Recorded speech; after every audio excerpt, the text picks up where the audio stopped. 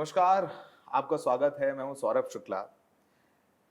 कुछ महीनों पहले एक ऐसी घटना हुई जो भारत के इतिहास में नहीं हुई, आजाद भारत के इतिहास में, कि एक सिटिंग मुख्यमंत्री को गिरफ्तार कर लिया जाता है और वो मुख्यमंत्री दिल्ली की सरकार जेल से चलाता है। ऐसा कभी नहीं हुआ है हमारे साथ अरविंद केजरीवाल जी, और हमेशा नमस्कार। वो काम करते हैं जो कभी पहले हुए नहीं। अरविंद जी, हमारा एक शो है रेड माइक में, जिसका नाम है जनता के दिल में क्या है। तो हम लोग जाके पूछते हैं जनता के दिल में क्या है। तो ये सवाल आपसे पूछता हूँ कि अब अरविंद केजरीवाल के दिल में क्या है? आप क्या सोच रहे हैं? आप फिर 2 तारीख को जेल जाना है आपको, आपने प्रचार किया, क्या माहौल लग रहा है? दिल में क्या है अरविंद केजरीवाल? मुझे लगता है आपने भी देखा होगा कि लोग बहुत ज़्यादा नाराज़ हैं। इस गिरफ्तारी के बाद लोग कह रहे हैं कि शरीफ लोग हैं ये, ईमानदार लोग हैं, ज़बरदस्ती प्रधानमंत्री जी तंग कर रहे हैं इनको, इनके पीछे पड़ गए हैं, सारे नेताओं को जेल में डाल रहे हैं। तो अब लोगों को लगने लगा है कि पूरा माहौल तानाशाही की तरफ बढ़ रहा है, जिसमें प्रधानमंत्री जी जिसको पकड़ के जेल में डाल रहे हैं और लोग तानाशाही को बिल्कुल पसंद नहीं करते। तो पहली बार मैं ये देख रहा हूँ कि जनता के यहाँ उसमें से आवाज़ आ रही है कि तानाशाही के खिलाफ वोट पड़ेगा, तानाशाही के खिलाफ वोट पड़ेगा। एक बड़ा दिलचस्प सवाल है, और हम लोग जब आप जेल गए, जब आप ईडी की हिरासत में थे, तो चाहे वो ईडी भी उसकी जांच कर रही थी, हम लोग भी जानने की कोशिश कर रहे थे कि आप जेल से या ईडी की कस्टडी से सरकार कैसे चला रहे थे, आप वहां से आदेश कैसे दे रहे थे। वो एक बड़ी पहेली है कि अंदर से, मतलब वो कैमरे लगे होते हैं वहां पर। नहीं, मैं कोई छुप के थोड़ी कर रहा था। मेरे पास जो लोग मिलने आते थे उनको वो मुझे बताते थे ये समस्याएं हैं। मैं उन्हें कहता था कि भाई मेरे मंत्रियों को जाके ये संदेश दे देना मेरी तरफ से। तो वो जाके मेरे मंत्रियों को कन्वे करते थे, मंत्री आगे फिर उसको ब्रॉडकास्ट कर देते थे। तो लेकिन अब इसके बाद पहले तो ये समझने की ज़रूरत है कि मैं अंदर से सरकार क्यों चलाना चाहता हूँ। क्या मैं कुर्सी से चिपका हुआ हूँ? क्या मुझे कुर्सी की इतनी वो लालसा है कि मैं अपना इस्तीफ़ा नहीं देना चाहता? मुझे कुर्सी का लालच नहीं है। आज तक कभी पद का लालच नहीं रहा।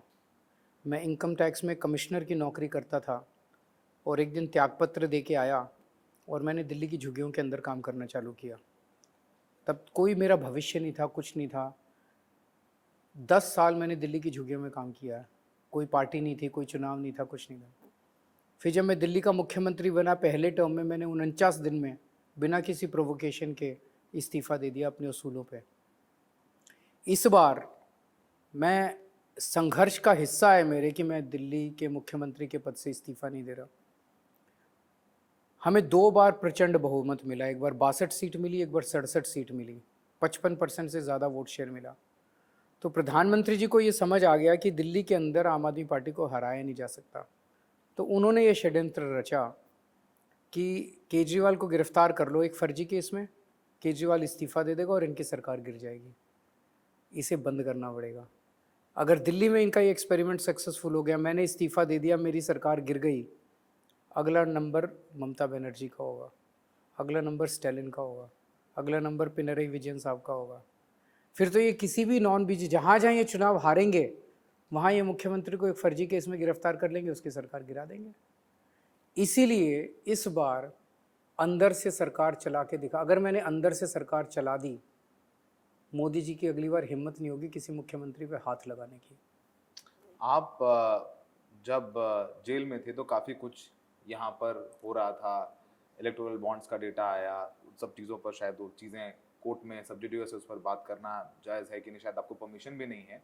लेकिन बीजेपी ने एक पूरा कैंपेन चलाया आपके अगेंस्ट कि आप करप्ट हैं, आपकी सरकार करप्ट है, आपके मंत्री करप्ट हैं, मंत्री जेल में हैं, आपके राज्यसभा सांसद जेल में गए, आप जेल में गए, और आपकी सरकार करप्शन के खिलाफ बनी थी। फिर आप इंडिया अलायंस के सदस्य बन गए, फिर पूरे इंडिया अलायंस को आपको लेकर के कटघरे में खड़ा किया।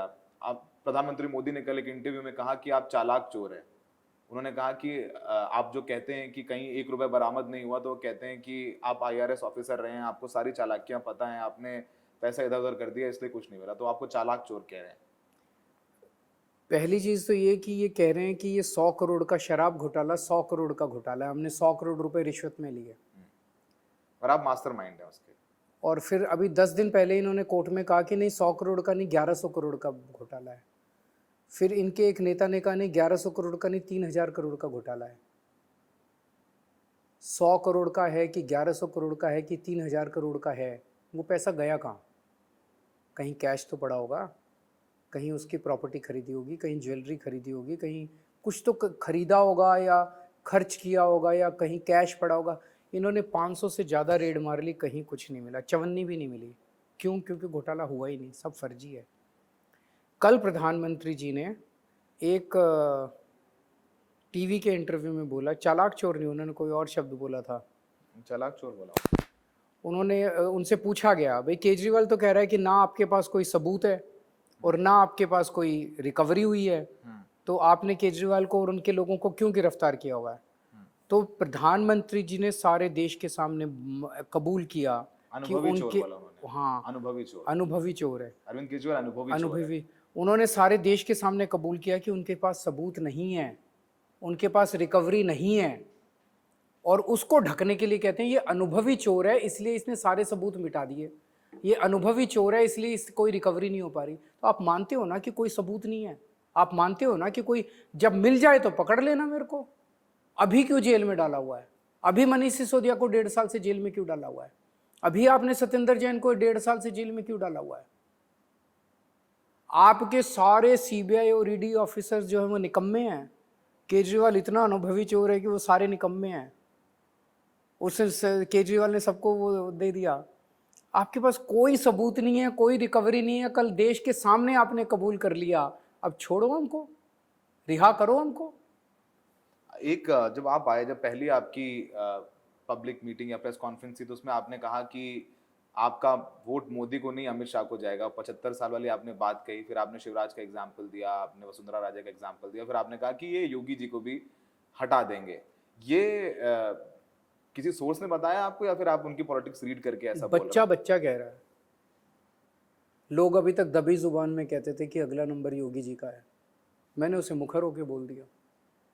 और किसी भी बीजेपी के नेता ने खंडन नहीं किया कि केजरीवाल झूठ बोल रहा है।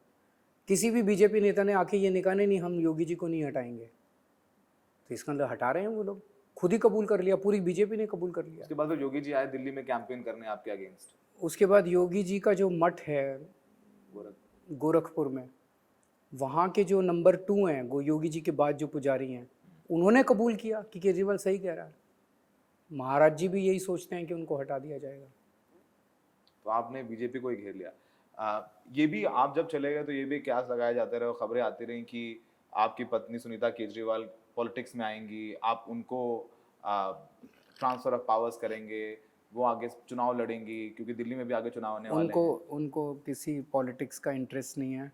उन्होंने इस दौरान एक तरह से मेरे और जनता के बीच में ब्रिज का काम किया। वो मेरे पास लेके आती थी, बताती थी जनता में ये चल रहा है, मैं उन्हें बताता था, वो मेरा संदेश जनता को ले जाके बता देती थी। उनका एक्टिव पॉलिटिक्स में आने का कोई इंटरेस्ट नहीं है। जेल आप गए, पहले भी आप जेल गए हैं, इस बार जेल गए, आपके पीछे आपकी जो शुगर चार्ट थी वो लीक की गई कि कैसे आप अपनी जानबूझ के शुगर लेवल्स बढ़ा रहे हैं। ऐसा हो सकता है? ये ऐसा लगातार आप पर आरोप लगाया, प्रेस कॉन्फ्रेंसेस कराए गए। किसी भी नीच हरकत तक बीजेपी जा सकती है। केजरीवाल आम खा रहा है, केजरीवाल आलू पूरी खा रहा है। नवरात्रे के टाइम में एक टाइम मेरी पत्नी ने नवरात्रे के प्रसाद के तौर पे मेरे को आलू पूरी भेज दी, तो इसका मतलब मैं जानबूझ के शुगर बढ़ा रहा हूँ। मतलब क्या क्या थ्योरी इन लोगों ने वो कि किस तरह से मुझे बदनाम करने की कोशिश की। लेकिन अंदर मैं इनसे इंसुलिन मांगता रहा।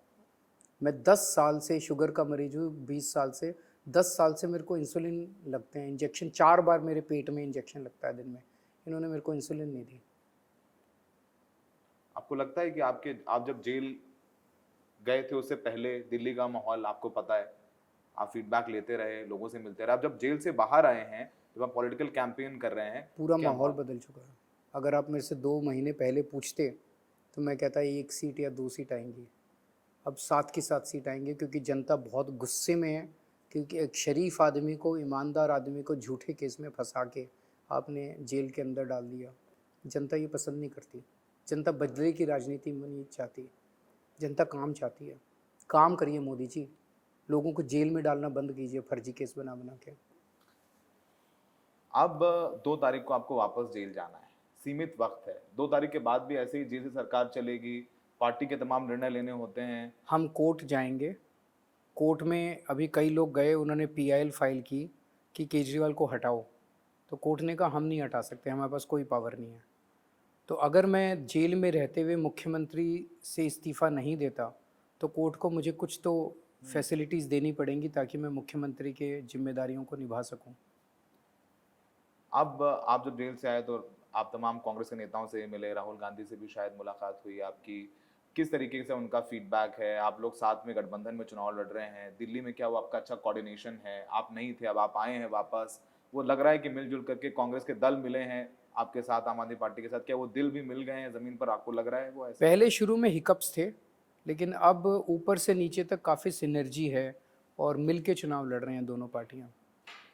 एक सवाल है, और ये सवाल अगर नहीं पूछूंगा तो शायद बेमानी होगी। स्वाति मालीवाल, जिनको आपने राज्यसभा दी, काफी आपकी पार्टी की फायर ब्रांड नेता है, उन्होंने आरोप लगाया है कि आपके आ, निजी सचिव रहे बिपा पटेल ने आपके घर में, और आप घर में ही मौजूद थे, उनके साथ मारपीट की है, और she has been giving interviews, और वो आप पर तमाम तीखे आरोप लगा रहे हैं। देखिए, मैं मौका वारदात पे मौजूद नहीं था, तो एक वर्जन स्वाति जी का है, एक वर्जन विभव का है, दोनों वर्जन पुलिस के सामने है और मामला कोर्ट में है। मेरी बस रिक्वेस्ट है पुलिस से कि दोनों वर्जन्स की निष्पक्ष जांच करे। अगर इन्होंने गलत किया है इनको सज़ा मिले, इन्होंने गलत किया है इनको सज़ा मिले। मैं समझता हूँ कोर्ट का जो आदेश आएगा उस तक इंतज़ार किया जाए, तो मैं अभी कोई टिप्पणी नहीं करना चाहता। आखिरी सवाल, कभी अरविंद जी आपने बोला कि वॉशिंग मशीन इनकी सड़क पर पटक के तोड़ देंगे, ये बताइए कभी कभी आपको ऑफर मिला है कभी कि बीजेपी ज्वाइन कर लीजिए, या मनीष सिसोदिया को मिला है, सत्येंद्र जैन को मिला है, आप बीजेपी में आ जाओ, आपकी बेल करा देंगे। ये मिला ऑफर? जेल के अंदर मिला। आपको जेल के अंदर नहीं कांटेक्ट किया? मेरे को नहीं कांटेक्ट किया किसी ने। कभी कोई फीलर्स दिया हो किसी के नहीं, थ्रू मुझे कोई फीलर्स नहीं कि कोई पीछे से सेटिंग कर लें, कुछ ऐसा कर लें, कांग्रेस के साथ अलायंस क्यों कर रहे हैं? है। मुझे नहीं लगता कोई आधिकारिक तौर पे ऐसे इधर उधर से कोई कह देता था। इन लोगों को जो मैसेजेस गए वो सीरियस थे।